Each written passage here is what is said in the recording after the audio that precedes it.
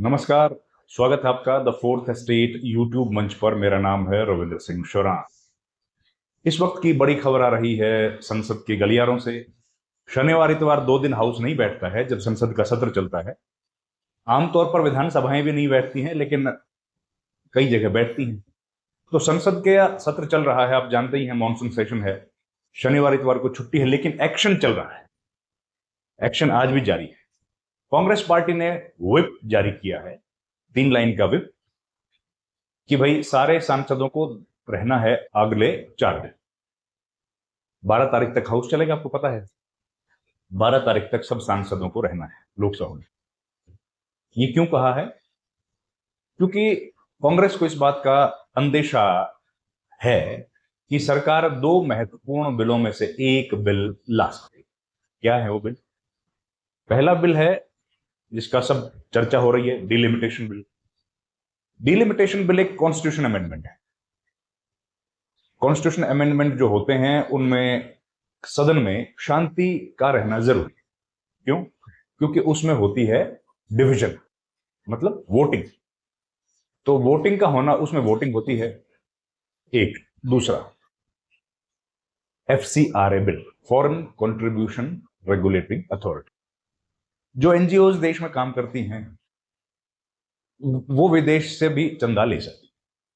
विदेश से लेने वाले चंदे का उपयोग कैसे हो रहा है उसको लेकर के एक एक्ट भारत में है, एक अथॉरिटी है जिसका नाम है एफसीआरए।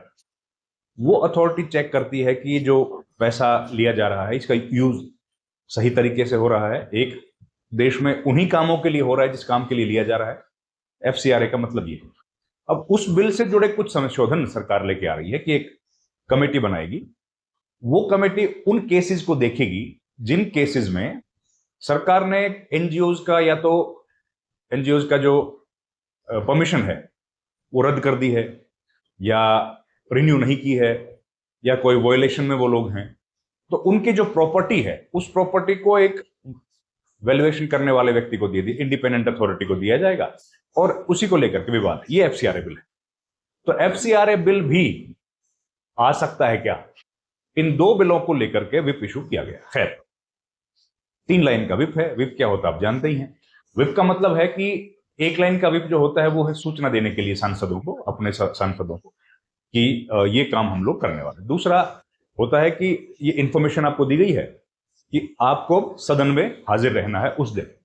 और 3 लाइन का विप जो होता है वो होता है कि ये इंफॉर्मेशन है, सदन में आपको रहना है, और ये हमारा पक्ष है, पार्टी का पक्ष है कि हम लोग जो ये फैसला होने वाला है हाउस में उसके खिलाफ हैं या उसके पक्ष में हैं, तो हमको वोट कहां डालना है। ठीक है, ये 3 लाइन का विप जारी किया गया है कि वहां पर जो फैसला होगा हम लोगों को उस फैसले का क्या करना है। ठीक है जी, ये 3 लाइन का विप हो गया। तो अब संभावना है कि बाकी पॉलिटिकल पार्टीज भी ऐसा करेंगी। कांग्रेस भी करेगी, कांग्रेस ने कर दी है तो बीजेपी भी करेगी, और हो सकता है कि ऑपोजिशन पार्टीज सारी करें। सब सांसदों को कहें कि वो हाजिर रहें और वो करें जो वो चाहते हैं सरकार, या जो चाहती है उनकी पॉलिटिकल पार्टी। ये तो हो गया विप, इसलिए इशू किया। एफसीआरए एक्ट क्या है वो अपन ने बात कर लिया है। अब एफसीआरए एक्ट पेश कौन करेगा? अगर आया तो पेश कौन करेगा?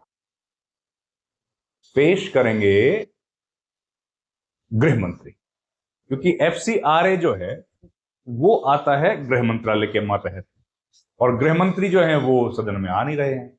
उनको सदन में बुलाने के लिए विपक्ष लगातार कोशिश कर रहा है, लोकसभा में, राज्यसभा में। राज्यसभा में तो चेयरमैन ने कहा भी था कि भाई विपक्ष के सांसद चाहते हैं कि अमित शाह गृह मंत्री सदन में आए। ये बात उन्होंने किरण रिजिजू को कही भी थी, पर डायरेक्शन नहीं दिया था। उन्होंने कहा था कि भाई आप अवगत करा दें। अवगत तो फिर करा ही देंगे वो। इतना हुआ। अब ये सवाल है इसके बाद क्या? अमित शाह आएंगे तो जाहिर है सरकार को घेरने की कोशिश करेगा विपक्ष, तो उसके लिए भी महत्वपूर्ण है कि अमित शाह जब आए तो हाउस में कोरम, कांग्रेस पार्टी जो चाहती है वो पूरा हो, सब लोग वहां पर रहें, ये कोशिश वो करेंगे। और अगर बिल टेक अप कर लिया कंसिडरेशन और पासिंग के लिए तो फिर तो जाहिर है वो रहेंगे ही। एफसीआरए बिल जो है उसमें सिंपल मेजोरिटी चाहिए, और कॉन्स्टिट्यूएंट जो डिलिमिटेशन का बिल है, कॉन्स्टिट्यूशन अमेंडमेंट जो है, उसमें 2/3 बहुमत चाहिए। सिंपल मेजोरिटी वाला जो बिल है वो ध्वनि मत से भी पारित किया जा सकता है, उसमें विपक्ष के पास बहुत कुछ ज्यादा ताकत नहीं है, लेकिन 2/3 बहुमत जो है वो सरकार के पास अभी है कि नहीं है, इस पर लगातार सवाल उठ रहे हैं। अभी संभावना है कि डिलिमिटेशन वाले बिल को लिया नहीं जाएगा, क्योंकि सरकार के पास नंबर अभी पूरे नहीं, और वो अगले सेशन में भी लिया जा सकता है अगर सरकार चाहे तो। एक बार गिर चुका है। इस बीच किरण रिजिजू और राहुल गांधी के बीच में फिर से द्वंद्व हुआ। राहुल गांधी ने एक वीडियो पोस्ट किया और उसमें महिला शक्ति की बात की। कांग्रेस पार्टी ने उसको ट्वीट किया। कांग्रेस ने बताया कि महिलाओं के सम्मान करते हैं, महिला शक्ति को समझते हैं राहुल गांधी। इस तरह का एक वीडियो उन्होंने पोस्ट किया। उस पर कांग्रेस पार्टी ने डिटेल लिखी। उस पर किरण रिजिजू जो संसदीय कार्य मंत्री हैं, उन्होंने रीट्वीट किया, उस पर जवाब दिया। उन्होंने कहा कि अब लग रहा है कि कांग्रेस पार्टी समझ गई कि भैया महिलाओं के बिल को पास करना कितना जरूरी है, महिला आरक्षण को। उम्मीद है वो हमारा मदद करेंगी, वो समर्थन करेंगी और हमें सहयोग उनका मिलेगा। इस पर राहुल गांधी ने भी जवाब दे दिया। उन्होंने कहा, किरण रिजिजू जी, ये सब ट्वीट में दिखा रहा हूं आपको, आप ट्वीट्स देखते रहिएगा। किरण रिजिजू जी, आप तो संसदीय कार्य मंत्री हैं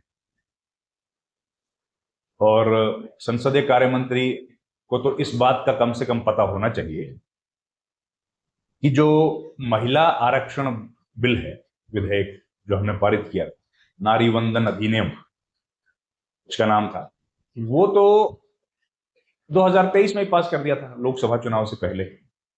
लेकिन सवाल ये है कि आपने इतने बरस होने के बाद भी उसको लागू क्यों नहीं किया? आप उसकी डिस्गाइज में डिलिमिटेशन बिल लेके आना चाहते हैं और कांग्रेस उसका विरोध करेगी। इस तरह का उन्होंने जवाब दिया। अब देखिए, कुल मिला के जो घटनाक्रम है, जो स्थितियां बन रही हैं, वो ये बन रही हैं कि आखिरी के 4 दिन अब संसद के सत्र के बच गए। शनिवार इतवार की छुट्टी है, 13, 14, 15 को हाउस चलेगा नहीं, तो 12, 11, 10 और 9, 4 दिन का हाउस बचा है। अब हाउस जो बच गया 8, बल्कि 10, 11, 12, 13, 4 दिन का हाउस बच गया। अब उसमें क्या होगा? या 3 दिन का बच गया होगा, मुझे लगता है अगले हफ्ते शायद 12 तक है, तो 3 दिन बच गए। अब संसद का जो सत्र चलेगा उसमें होगा क्या? क्या हम लोग वही देखेंगे होते हुए, वही देखेंगे जो देख रहे हैं, वही गतिरोध, वही अवरोध, वही बाधित करना, वही संसद का ना चलना, संसद के बिना चले बगैर बहस के बिलों का पारित, यही देखते रहेंगे? या हम लोग कुछ नया देखेंगे? संसद के सारे सांसद बैठेंगे, महत्वपूर्ण विषयों पर चर्चा होगी, बातचीत करेंगे और देश की भलाई के बारे में चर्चा करते रहेंगे। ये होगा। अब क्या होगा ये पता नहीं है, लेकिन सब पॉलिटिकल पार्टीज को अपनी अपनी शंकाएं हैं, अपनी अपनी आशंकाएं, और उन्हीं आशंकाओं को दूर करने के लिए व्हिप जारी कर दिया गया है। अब जो व्हिप जारी किया गया है उसमें यह है कि सभी सांसदों को इसमें हाजिर रहना। एक और इंटरेस्टिंग बात, व्हिप का जो इंस्टीट्यूशन है, व्हिप एक हर पार्टी का एक फ्लोर लीडर होता है, जिसको लीडर ऑफ द पार्टी बोला जाता है हाउस में। एक होता है व्हिप, नंबर 2 पोजीशन जो होती है वो होती है व्हिप की। और व्हिप जो संस्था है उसका जिक्र नहीं है कहीं संविधान में, ना ही उसका जिक्र है कहीं नियमों में, संसद के जो चलाने वाले नियम है उसमें भी जिक्र नहीं है। लेकिन वो पावरफुल इतना है कि जब व्हिप इशू किया जाता है और अगर व्हिप की बात को ना माना जाए, व्हिप के आदेश को अगर स्वीकार ना किया जाए, तो ऑटोमेटिकली सांसद जो है उसकी सांसदी चली जाती, विधायक की विधायकी चली जाती, यानी कि जो सदस्य है उसकी सदस्यता खत्म हो जाती। इतना पावरफुल है अगर व्हिप का उल्लंघन करते हैं तो। खैर, और व्हिप केवल सदन के भीतर की जो कार्रवाइयां होती है ना उसके लिए होती है, सदन के बाहर व्हिप इशू नहीं होता। मतलब अगर सांसद राज्यसभा चुनाव में वोट डाल रहे हैं तो वहां व्हिप नहीं होता। अगर राष्ट्रपति उपराष्ट्रपति चुनाव में वोट डाल रहे हैं तो वहां पर व्हिप नहीं होता। लेकिन अगर सदन के भीतर हो रहा है तो व्हिप होता है। तो इस वीडियो में इतना ही दोस्तों। हमारी भी नजर बनी रहेगी कि क्या होगा अगले सप्ताह। आपको बताते रहेंगे।